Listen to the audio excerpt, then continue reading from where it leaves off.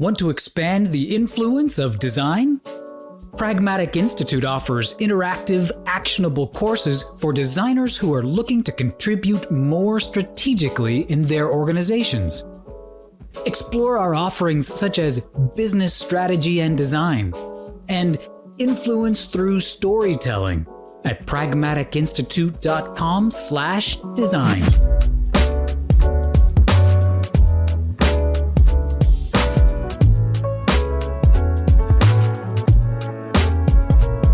Hello, and welcome to Design Chats, a podcast from Pragmatic Institute where we sit down with design leaders, practitioners, and alumni to discuss how to grow the strategic impact of design.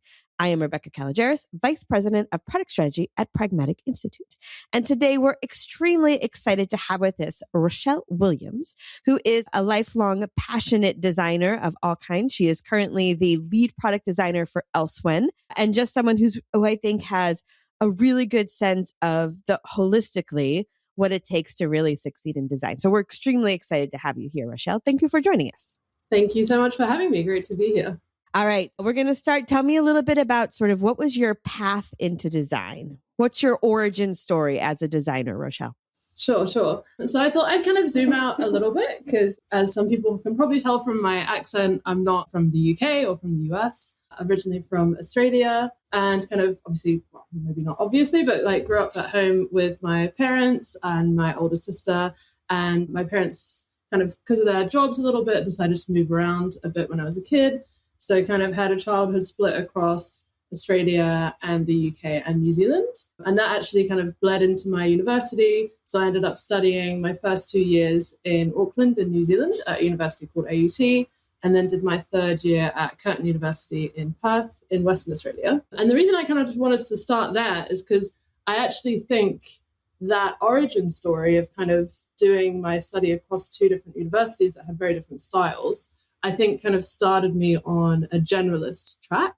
I don't think I really clocked that at the time, but now I really lean into kind of being a generalist, and personally think it's a great kind of way to be as a product designer because it's a really varied role. There's a lot of different skills you need to have. And as part of the reason I'm very passionate about soft skills and power skills, which I think we're going to be talking about a little bit today. But maybe before we get into that, I'll just give you a brief kind of professional history. So I started off in kind of agency land in Australia in my first job. I was lucky enough to work at quite a small studio that did a very diverse range of things. So learned a bit of coding, even Python when I was kind of early 20s. I even did a bit of kind of startup business and product strategy stuff with them because they used to invest in a few startups. And obviously a lot of design, like brand design, graphic design, digital design, and a little bit of UX design.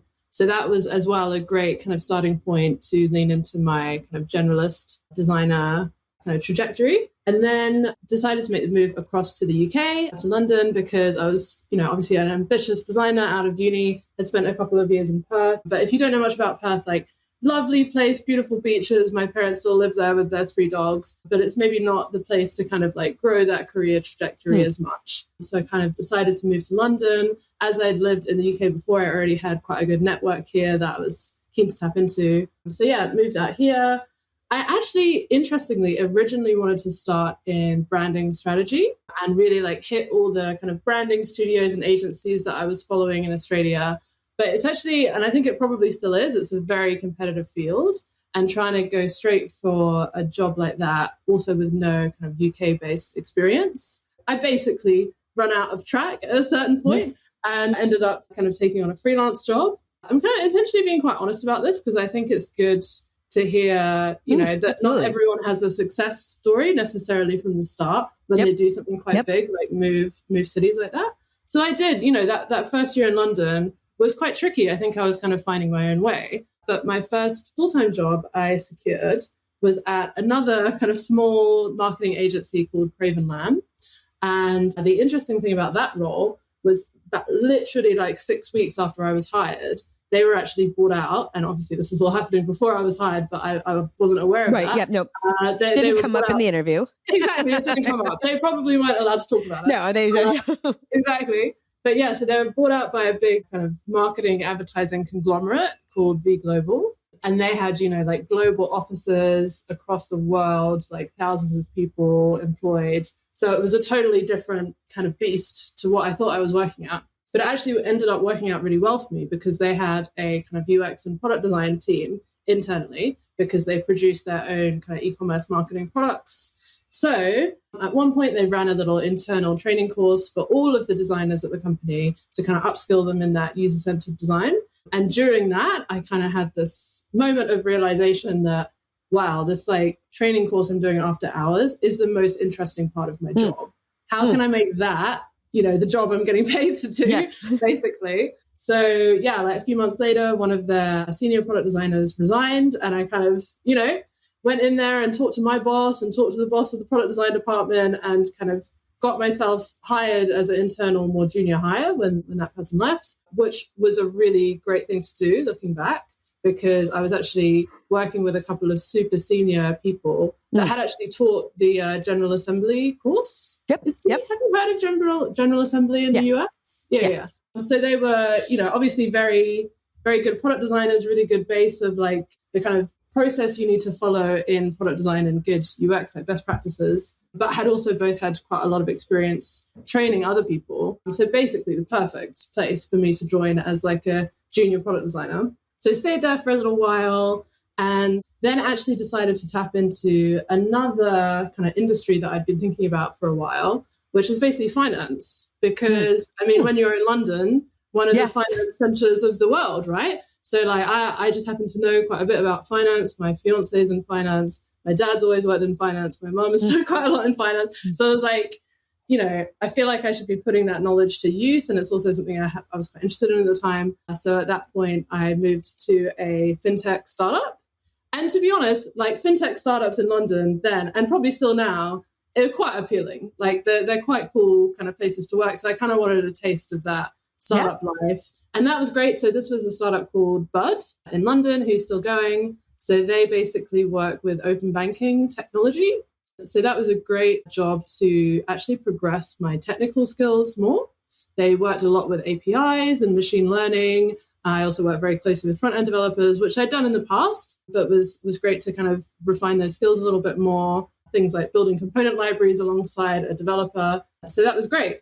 And then basically decided that I was kind of missing the variety from agency life a little bit. So then moved to my current role at Elsewhen, which is a digital transformation consultancy. But I might talk a little bit more about my progression at Elsewhen and what we do there a bit later in the session, because I think probably enough on my kind of personal journey for now. No, but I think you're right. I think it's good both for all of us to remember it's not all, it's not all one direction. I started, everything went swimmingly and I was at the top. But also, I think for myself and for a lot of listeners too, the variety makes such a difference. And the perspective and things you learn at a small startup versus something established, depending on who you're under, there's all of those different ways season us in ways that just add so many layers, which I think is great.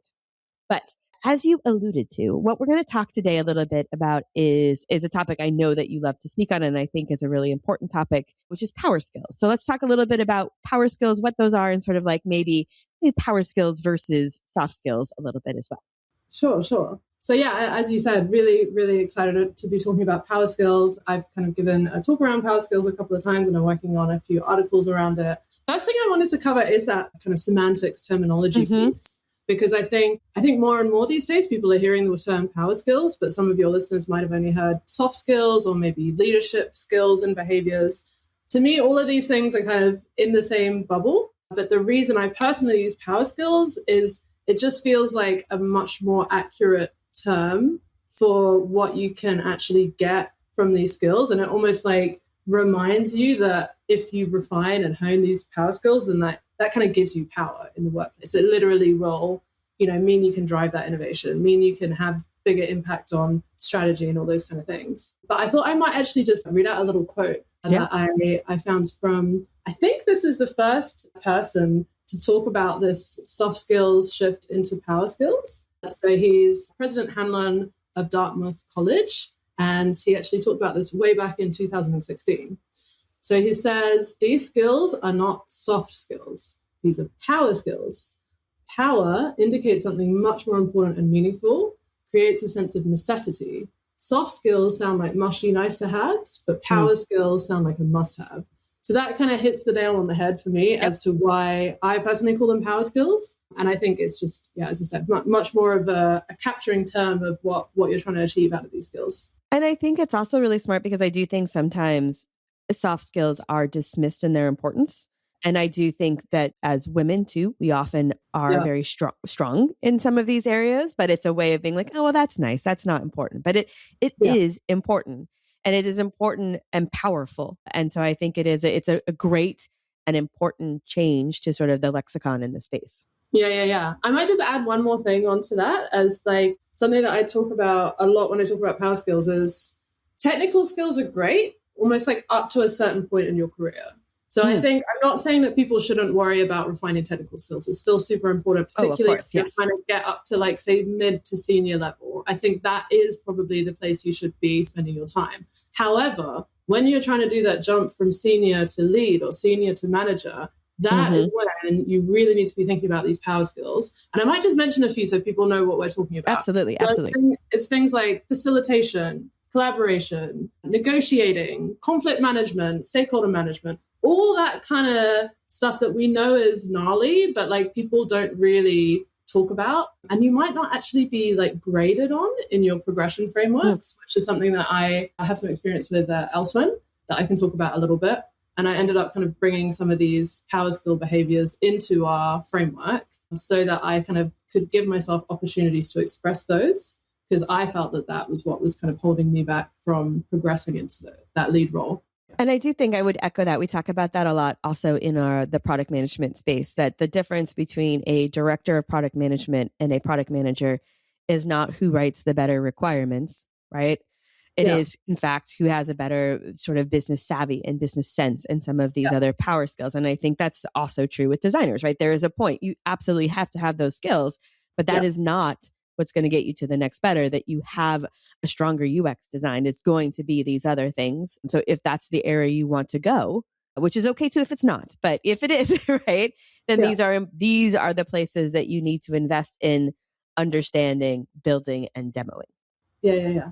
I actually feel, just to follow up on something you said there, personally, I feel that because one thing that happens that comes up quite a bit in kind of design progression conversations is this idea of the individual contributor track and the management track. And I think you're right. I think these power skills are more key for the management track. But I actually think as you're getting to that kind of like, I don't know, everyone seems to call these roles slightly different things. But as you're getting to that kind of like super senior product designer, let's call it, like I do think you're going to find yourself in conversations with a client, in conversations with someone like a head of product. And I do think those skills are still useful if you're going to stay on that individual contributor track, especially as you get super senior, whatever you want to call that. No, I think you're absolutely right too. I mean, the skills will always serve you, and a lack of these altogether is never going to help you. Yeah, 100%. Individual contributor or management track, these are important. Okay, so we talked a little bit about what they are. Let's like dig in. Like you mentioned some specifics. Like let's dig into what those are and what you mean by those.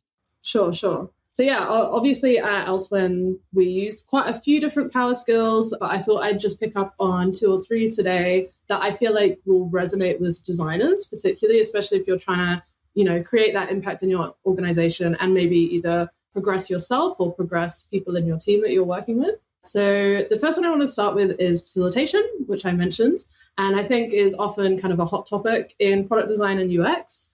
But I want to start by actually flipping the word facilitation into a behavior, because I personally find behaviors much easier to kind of understand how to improve at.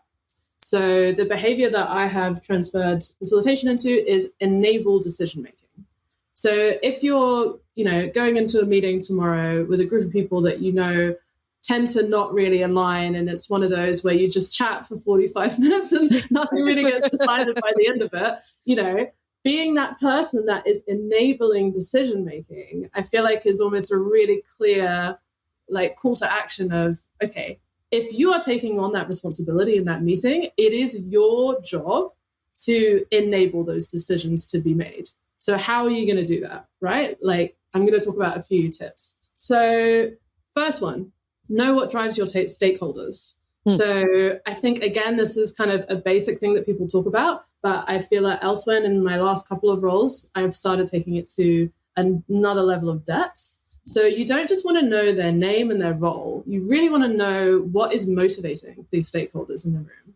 And just a quick aside, this framework I've tried to make work for either kind of agency, consultancy side, but also in-house, because I have a lot of experience working in-house as well. And I know that stakeholders can also be, internal stakeholders can be just as challenging to work with as external stakeholders. So yeah, if you're going into, say, a creative workshop with the CEO at your startup, what are their motivations and goals for that workshop? They might be a little bit different to yours. So just think about that, especially when you're kind of designing the exercises that you're going to go through. And following on from that, make sure you have that structure in the workshop to ensure all the different types of stakeholders, their voices get heard, but also enable them to be aligned, because that's really what this enabled decision-making is about. It's you first need to align in order to be able to make a decision the whole group is comfortable with. So if you're taking on that role, as I said, you need to be building that structure around that. Second tip on facilitation or enabled decision-making. Think about making workshops more bespoke.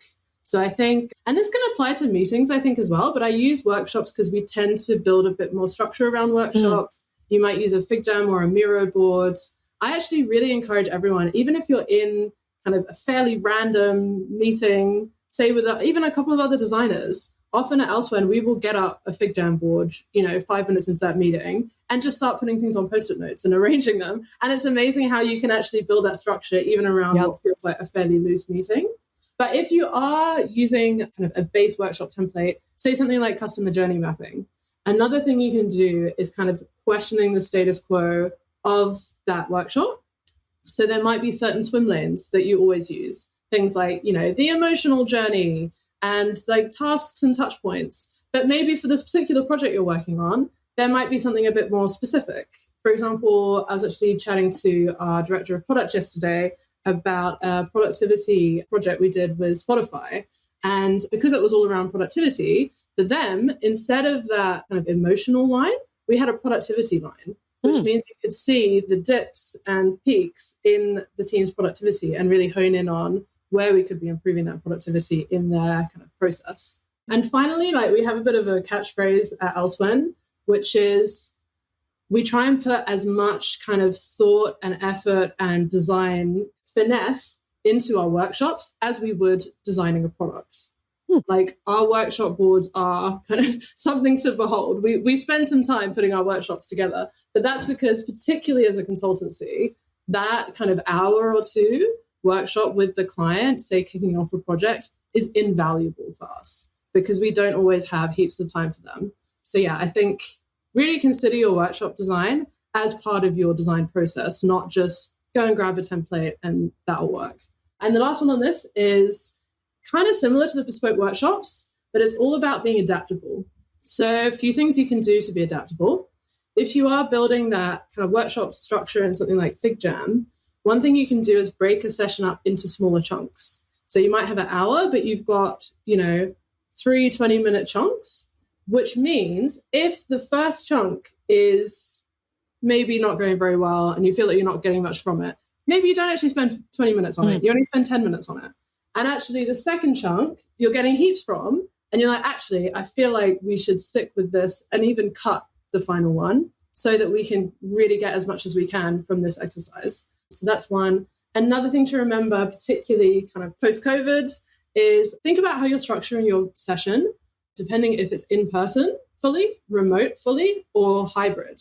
Particularly if it's hybrid, even try and encourage the right amount of people in each setting. For example, I find it quite tricky if there's just one person remote. So maybe even if there's a couple of people on your team, maybe one of you is also remote so that they can kind of be keeping an eye on the remote team in that workshop, if that makes sense. I think those hybrid ones are very tough. They are tough. And to be honest, it's something we're still working on how to kind of improve doing them at Elsewhen.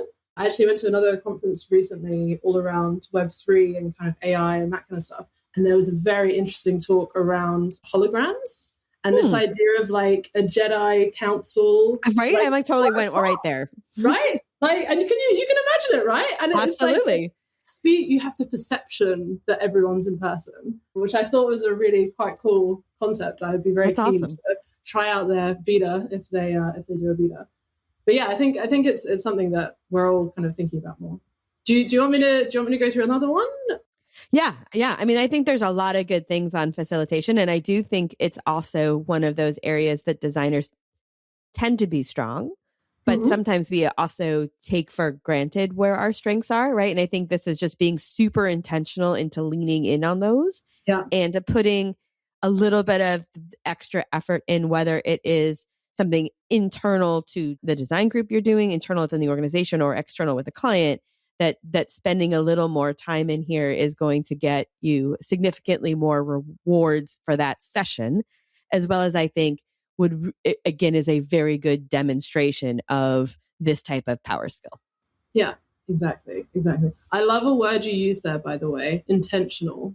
We use that word intentional a lot at Elsewhen, and I actually think it's a really key concept in product design, just having that intentionality in everything you do. Yeah, awesome. All right, so that's facilitation. I know that's not the only power skill, so give me another one. Okay, I'll ask you actually. Should we pick between, I've got some stuff here on conflict management and momentum, two very different vibes. Ooh, two very good ones. Let's do conflict management first and then momentum. I was going to pick that. I'm glad you picked that. Excellent. The reason I quite like conflict management is because, this might sound ironic, I am a very kind of, what's the word? What's the word when you don't like conflicts? Oh, you're conflict averse. Yeah. I'm one of those. Like it makes my palms sweat. So that was why for this one as well, I did this thing of creating a behavior that slightly flips it on its head. So my behavior for conflict management is debate constructively. Because for my brain, spinning it to the positive as well as being behavior really helps me kind of digest improving at conflict management. Really changes your mindset as well. Yeah. Right? If we're having like a lot of people really enjoy a debate. Yeah. And someone can mean to be debating, but it can feel like conflict to the other one. I suppose some people like conflict, but most people really don't, right? Different degrees of aversion there. But setting it up for debate is a healthy conversation and really also takes the emotions out of that. Yeah. And so I think it's a great framework to flip on. And that emotion thing is one of my tips. So I'll talk a little bit more about that. There's a great book I read, was it last year or maybe the year before, called Think Again by Adam Grant, who is an organizational psychologist. Super interesting book. If you're interested in this kind of topic, I would highly recommend reading it. But he has this concept around questioning like a scientist when you get into these debates. So that kind of means we tend to automatically be kind of that preacher, prosecutor, politician role. But actually, if exactly what you were saying, if you want to kind of take that emotion out of the room, it's really helpful to actually put you in that scientist mindset. And that means you're thinking about the facts, you're thinking about asking questions, you're thinking about bridging gaps in knowledge between maybe you and the person you're talking to. And maybe you're thinking about, maybe we don't even have to agree, because scientists don't always agree, right? You have your theory, I have my theory. We can agree to disagree. But actually asking questions and learning more about the other person's theory that disagrees with you will probably help you in your kind of championing of whatever you're trying to do. So I really like that concept, just as a kind of clear way of taking that emotion out. Another one for conflict management is actually one of our values at Elsewhen, which is clear is kind. So this one's all about feedback. So if you're giving negative feedback, which tends to be the default, let's be honest, make sure it's specific, relevant, actionable. Basically, like, don't just be like, I didn't like how you were in that meeting. Like, what am I supposed to do about that? Like, be clear about, like, I didn't like the specific behavior because X, Y, Z in that meeting. But actually, I think more importantly for this one is the positive feedback, because I think generally we don't give and receive enough positive feedback, and it can make a massive difference to someone's day or someone's week. Like, even other people, giving other people in your team positive feedback in like an open forum like Slack or Teams, like, it can really change someone's mindset for that day. So yeah, remember to give people positive feedback, and that should also be that kind of actionable, relevant, effective, clear, specific feedback. Don't just be like, you were great in that meeting. Why were they great in that meeting? What was it that they did in that meeting that was great? Because if you know your strengths, you know the stuff you don't have to worry about improving. It's just as important as knowing your weaknesses, right? It's so true, because you do think about that. I think we are more, again, to use the word intentional, about giving specifics when it's negative, because you're trying to like grow. But when you're just excited to give a compliment and people are excited to get one and they're like, yay, I was great. And then it was like, to your point, give the specifics, then they can repeat those behaviors, not just aim for those same reaction. And I think that's really smart. Yeah. Like, for example, me personally, like this other power skill that we're not talking about is around like momentum, which I kind of talk about as leading motivationally. This is something that just my general personality type kind of lends itself towards. Yes. So I'm naturally kind of better at that power skill than something like conflict management. And because people have told me that, I now know I can focus more of my kind of training time or my refining time on conflict management and skills like that, as opposed to the stuff I already know how to do, because I already know how to do that. I'll just add one more point for conflict management. So it's a bit similar to the facilitation stuff, but I think also relevant for this one is adding structure and focus, particularly when you're asking for feedback.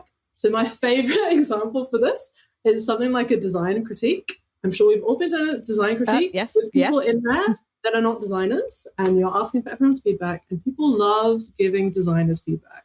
Design is one of those things that everyone thinks they can do, partly because everyone can see it and kind of understands it to a certain point, which is great. Like, that's an exciting thing about design. It's a form of communication. Like, that means it's doing its job. But it does mean, unlike things like, say, coding or, accounting, I don't know, dog grooming, although actually dog grooming you probably actually can see. That's a bad example. I got a dog recently, which is why dog grooming is on the mind. But yeah, generally adding structure and kind of focused points to when you're asking for design feedback can really help you kind of cut through any tension in the room. Like, say, I'm sure we've all put a prototype together and you haven't really worked on the UX copywriting too much yet. You're just kind of doing a first build to see if the general concept works and kind of flows together. And then immediately you start receiving feedback on, why have we used the word they here? Why is this this? Why is this this? But like, if you had just said up front, look, I haven't worked on the UX copy, I just want feedback on the journey, then people know not to give you feedback on that. Yep. And it removes any of that tension and means you get more feedback on the thing you actually wanted feedback on. So yeah, I think that's a really important one to remember as well. Absolutely. Now, you did touch a little on momentum and leading motivationally. And this one is one where, like you, it is probably one of my more natural strengths. Mm-hmm. It's also one of the things I find the most fun, right? So, maybe there's the how good I am at it, but there's how much I enjoy it too, right? Like, there's both of those. And again, a place I think where a lot of designers have some natural skills. And so I think it is a place where you can lead a lot without a leadership title, and you can lead a lot of different kind of things in an organization. And if this is a happy place for you, use it, show it, and use it in all kinds of different spots. And if it's not a happy place for you, it is one to work on, because that again, what you just need a follower to be a leader, right? Just one to get started. And the power that comes with that is key. And the ability to get things done and to get the kind of things that you believe in done. A lot of that is led through the ability to build momentum. Yeah, definitely. Another sort of power skill that I know you touch on sometimes, which I'm not sure that everybody thinks of in this way, is self-management. Oh, yeah. And I think that's super interesting. So if we can talk a little bit about self-management and why it's so important and sort of how to build it up, that would be great. Sure, definitely. So basically, if you're not sure what we mean by the term self-management, I actually find it useful to sometimes think of as almost like entrepreneurship in yourself. So I actually think one role that's really good at self-management generally are product managers, because they are kind of the mini CEO in a product team. Like, they really care about the kind of business strategy, what everyone in the team is doing. Is this thing going to be like monetarily successful one day? All that kind of stuff. So this self-management idea is almost like you managing yourself to be successful, if that makes any sense. So yeah, as I said, like things like, think like a business owner. So even if you're not like that product person on a team, sometimes that person isn't on the team, right? Sometimes it's just designers and engineers and you're working directly with the CEO. And maybe you're working on a whole new business tangent for like a CEO at the startup, right? So you actually need to think just as much like a business owner as that CEO does, because they'll massively respect you for that if you can kind of show them a design that has all of that thought behind it. So as I mentioned, some of those things like who's the market for this project? Who's the target audience? What's the cost structure going to be? Like what are the stages to release? Is there an alpha, a beta, and a go live? So start thinking about that kind of stuff. Other things more about almost like personal behaviors, a bit less about projects. So one that I massively preach is own your calendar. And what I mean by that is basically lots of little micro behaviors with your calendar. So you can probably tell I'm a planner just from the way I talk. I'm slightly obsessed with planner, but I actually don't have a to-do list at work. I use my calendar as my to-do list because I actually find to-do lists a bit annoying and they just end up growing and growing and growing, and I find it a bit demotivating. And I have this problem where I will sit at my computer, and if I don't, especially if I have a day with no meetings, because I've had other jobs where I'm just in meetings 70% of my day. So I have a whole day with no meetings. I'm like, oh my God, there's like, it's the blank page issue. Like, how do I motivate myself on what to work on first? So what I do is previous Rochelle, probably the previous week, has chunked out that day into like, right, okay, I wanted to work on this article. I have some time, so I'm going to spend a couple of hours working on that article. I need to do this image for this thing from sales that someone asked me for last week. I need to reply to that email. I need to, line up with Rebecca when we're recording this podcast, whatever it is. So I think having that kind of time boxed, almost like to-do list in your calendar, I find super helpful and just kind of gives you that control back if you're feeling a bit demotivated and a bit like you never really know what you're doing with your day. And it also means like I find I tend to do stuff that I wouldn't have found the time to do because it's really easy just to get distracted on this kind of reactive ad hoc tasks. Like everyone's Slack is always going 100 miles an hour with people asking them for random requests. But if you already had the 2 hours in your calendar after lunch putting aside to work on that article and someone has asked you to do something else, it's then your decision. You don't just say yes. You think about it and you're like, well, I was going to do this thing. What thing is the best thing for me to do? Do I say to this person, I'll do that thing tomorrow or after I finish the thing I was going to do? Because if you didn't have anything in your calendar, you would have just said yes. Yep. So I think that's a great one. And any boss will massively appreciate you being a bit more strategic about your own priorities, even if you're like not a senior role. So yeah, think about that. And obviously, if you're not sure of the priority, you can always ask. But I think as much of that stuff you can do yourself, that is just putting you in that kind of senior leadership mindset for your seniors. And I think like your calendar approach too, it's one of those things we talk about, the urgent versus important. Yeah. And if you as an individual can find the time to get the important work done, not just the urgent, then you really start to move the needle in a different way. And it can be very hard because it's also, while it can be bad to have a checklist, it can be satisfying to check things off, right? That's one of the other reasons you can get really sucked into it because you're like, but look at how many things I crossed off today. This was a very productive day. I feel good about it. Yeah. But then again, it's easy to lose some of the bigger initiatives and pieces if we do that. Yeah. I think one thing I would say as well on that is like, I love that. And also adding on to that, something that I find I do, which is just to watch a little bit and is like a classic kind of project management thing, is just to chunk those tasks. Like don't put a 2-hour block in your calendar of solve the design team's operations, right? Because you're not going to do that in 2 hours. You don't think you can do that in 2 hours? Every time you get to that and you're putting your head in your hands and you're like, oh my God, I can't even face starting that. Like instead, put something like kickoff, like start a Notion document, email your boss about what's the first thing we're doing about this, set up a meeting, although you shouldn't set up too many meetings, so make that the default. But, like what's the first thing you can do to get the ball rolling on that thing? Break it down into more consumable, achievable pieces. Yeah, exactly. And just one more on the self-management one, which I quite enjoy, particularly as you're getting more senior, just trust your instincts to push back. It sounds really simple, but I think too often, like particularly as women, actually, I think this is more relevant, but not all men, hashtag not all men. Like basically, I think a lot of us are people pleasers. I would definitely put myself in that bracket. So when and especially if you're pushing back against someone like your boss or a founder or a CEO or someone like that, it doesn't feel like the right thing to do. It feels like you're going to upset that person. But actually, often that person just doesn't have the headspace to think about stuff in as much depth as you might be thinking about it for like that specific kind of thing, that specific piece of the pie. So if you feel like you've been kind of going down this trajectory and you just have this vibe, you're like, I just think we might be going in the wrong direction. I've seen a few red flags, and maybe you're not sure if other people have seen them. You're assuming they have, but they might not have. So just bring it up and, have an open conversation with whoever's kind of like opening that project.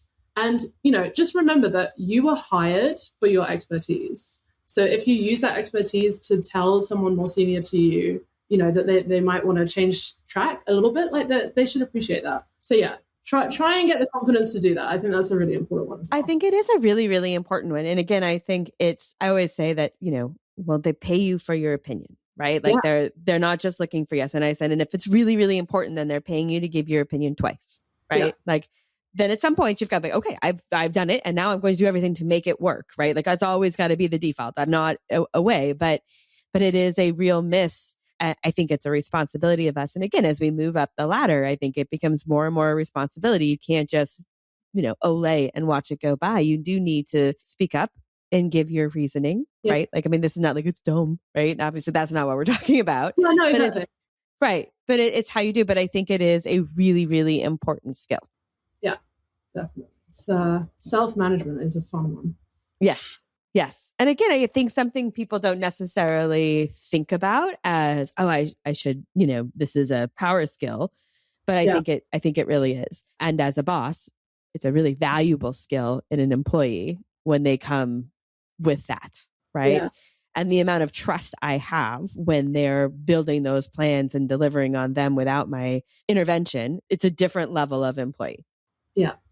You're making me think I need to do another chapter, I think, on assertiveness. I've been thinking about assertiveness a lot recently, particularly around women and power skills. Because also one of the places I looked at for research on this topic, there's an education place here, and they did a study around basically hiring gaps in our industry and what people are looking to upskill in. And I think assertiveness, the interest in the skill assertiveness had gone up 250%. Between 2021 and 2022, which I just thought was insane. So it just shows that people really appreciate it as a skill. So we should all figure out how to be more assertive. I actually think, so we work with a lot of product managers and we work with a lot of designers. And I think this is sometimes an area of conflict between the two groups is the level and type of assertiveness. I think and we're going to do 100% going to do some stereotype grouping here that is not true of everybody. Let's be super clear. Right? Yes. Right. Be super clear. Product managers, very type A personalities. So lots of plan, lots of direct, lots of move fast, lots go bullet points. Let's just go.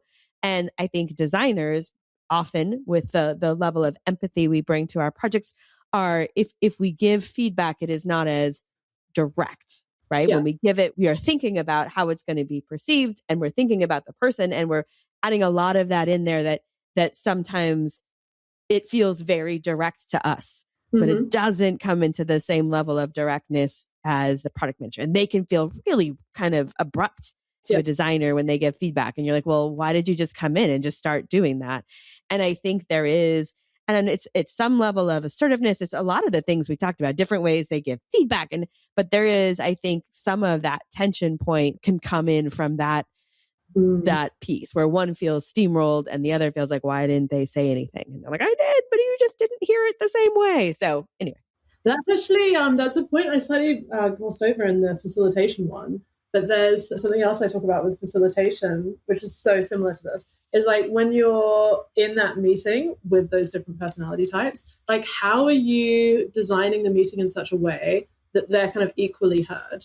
The classic version of this is the hip, right? The highest paid person in the room can tend to take over the conversation. depending on, who you're working with, but like that is on average. So yeah, like how are you getting those other people in the room's voices heard? Because they are probably contributing to the decision making as well. And that hippo probably actually wants to hear what they have to say, even though sometimes they do like the sound of their own voice. Yes. So yeah, I think that's an interesting one. That's maybe I like this kind of personality clash. Maybe that's another chapter I can add. It is true though, like getting all the voices heard. I have the type of personality I have no problem speaking and taking, like I like to brainstorm, like but I have learned that if I'm really looking to brainstorm, I have to spend the time to structure it in a different way. I'm great on a free form, just throw up but like that isn't fair to others. And the other thing I do, and this is so silly, but like if I'm going to brainstorm with someone, I'm going to try really, really hard not to think about it ahead of time. Wow, that's smart. I quite like that. And it doesn't work because I don't want to, I'll come with ideas. I will sound like I have a solution when I don't mean to, and might get attached to an idea, right? So I really, really try not to.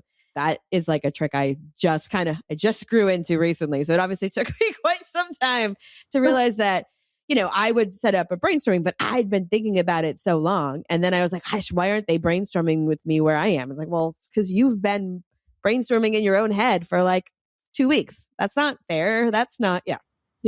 You're way ahead. Yeah. Yes. Yeah. I like that. That's a good one. So when we talk about these power skills, which are awesome and I love it, but like we've talked along the way a little bit about how to use, but if you were to someone who was like, you're talking to someone and they're like, you know what, I do need to build up my conflict management skills, right? And how to give good feedback, that kind of thing, or what would you suggest? How does someone start to really work on some of these skills? Yeah. So I actually think it's really helpful to do a bit of a self-reflection exercise. So one thing I did last year with a group of designers was we actually did like an old school like worksheet. Like, oh my God, I printed out pieces of A4 paper with questions on them. I'm sorry. Can we get number 2 pencils? So we can Yeah. 2B pencils. And basically, like, you can pick what the skills are. Like, I use the 4 I talked about. So there's facilitation, conflict management, momentum, and self-management. And you basically kind of grade yourself on each of these skills, say from a 0 to 10 scale. Like 0 is, I never do this, I'm not very good at this. 10 is like, I'm the best in the world at facilitation. So you kind of rank yourself currently and maybe also rank yourself on where you want to be, say in a year or two, and then have a look at, okay, so where are the biggest gaps? So is, say, momentum the thing I really need to work on, or facilitation? And then once you have that, so that's like the strengths and weaknesses piece, right? And once you have that, then maybe go back and think about some of these tips that I've talked about for the specific skills. So say things like facilitation.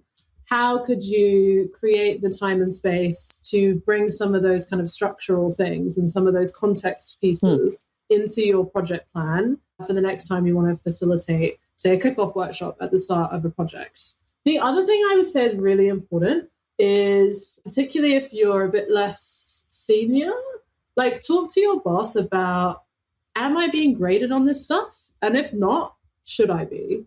And like maybe if you have a progression plan at the moment, like how could these kind of power skills and soft skills be integrated into that? Because in my experience, they're not in there at the moment. No, it that's tends to very be fair. very much the hard skills and the technical skills. Maybe a few things like facilitation, but not really things like, say, momentum and self-management. I don't see that kind of stuff. So that's another thing I would recommend. Just talk to your boss about, how can I be setting up goals for myself on these things? And actually, that reminds me, one of the other things I was going to talk about is, I'll just cover it quite quickly. The progression I did from senior to lead at Elsewhen was basically, I had exactly what I'm describing, right? We had actually a pretty nice like progression framework that had a few power skills in there, but not a lot. And I just had this gut feeling that, because we had a lead designer at that time, and I don't know, I just felt like he was doing a bunch of stuff that wasn't on this list, the classic. And I was like, I feel like even if I do all the stuff on this list, you might not see me as a lead. So what is that like nebulous, abstract, intangible feeling? Yeah. That's missing. So what I did, and I'd recommend other people, feel free to steal my process and follow it because it seems to work quite well, is I actually like interviewed a few people at Elsewhen that were lead, including this guy. And it was like, okay, first of all, how did you progress into lead? Like, what were the little micro behaviors you started doing that people started noticing around you? Even if it wasn't at Elsewhen, even if it was 2 jobs ago, you know? And yeah, like what are they basically like, what do they feel are those leadership behaviors? A little bit, I suppose, of tangential from power skills, but I would say, like I mentioned at the start, leadership skills and power skills are very similar. So I treated it like a little research study, like with like 3, 4, 5 interviews with these leads at Elsewhen, put that all on a board, kind of affinity mapped it all. And basically the outcome of that, alongside my kind of like progression analysis in the tool we already used, brought together these kind of 3 or 4 very personalized progression goals for myself that were like hybrid, basically behavioral, power, leadership skills, whatever you want to call that, and a bit of technical skills in there as well, because, you know, that is kind of what we get graded on. And then, yeah, basically ended up with these really clear goals that I could work towards for the year. And then ended up doing that stuff and getting the promotion. So that worked out. Yeah. First of all, congratulations. Thank you. But second of all, I mean, it's a really smart approach, because I think you could look at the people who are leaders in your organization, whether it's I'm a lead, or you're like, if I was to name the leaders, and if you looked at their job description, to your point, that's not it, all of it. And if you looked at their skills breakdown, that's not what makes them that. Yeah. And I think that's something we all know, but I don't know that any of us have thought about it in this sort of structured way.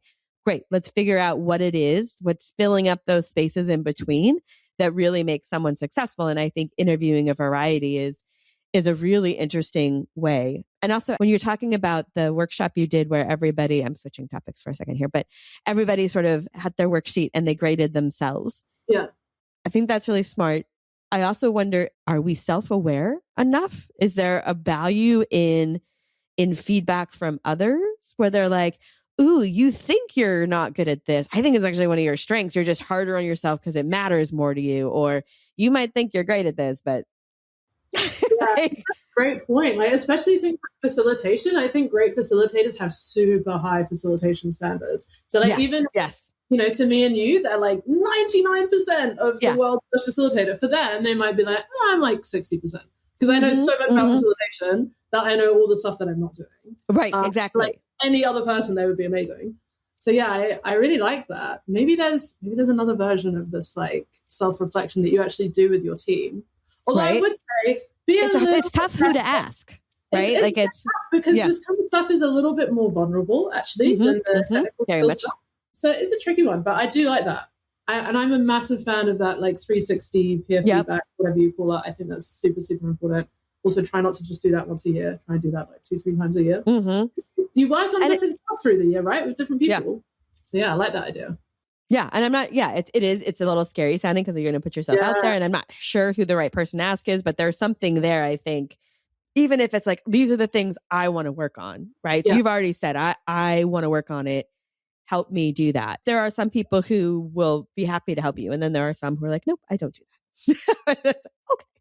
Okay. The other thing about so we talk about building them. I also think there's like the demonstrating the skills. Yeah. And I think we touched a little bit about this too, but I do want to underscore, like, I don't think you don't have to wait for someone to grant you the opportunity to demonstrate these skills, right? These are things you can do from where you are standing today and find different ways to do them. Yeah, 100%. I think almost like no matter what level you are, no matter what role you are, like if you're like a junior graphic designer and you're listening to this podcast, I'm sure there are ways that you can be using it, like self-management. That's not obvious one, right? Like I talked to my fiance, who works in finance about him improving at self-management. Because, like, you know, he works 14 hours a day. I don't work 14 hours a day, and he seems to get less done than I do. So I'm like, are you using your calendar to-do list today?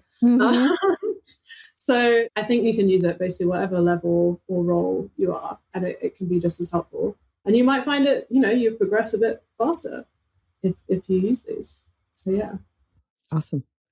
All right. This has been incredible, Rochelle. And we've talked about a ton of different things. If you are going to have listeners do 2 things differently tomorrow, based on what we talked about today, what would you do? Okay. Thing number 1, really easy thing. Start using the calendar to-do list. I cannot recommend that enough. works wonders. Very practical thing you can do. Thing number 2, I mean, I just think it's great. Like, do the first step in the self-reflection thing. Just take 10 minutes out of your day.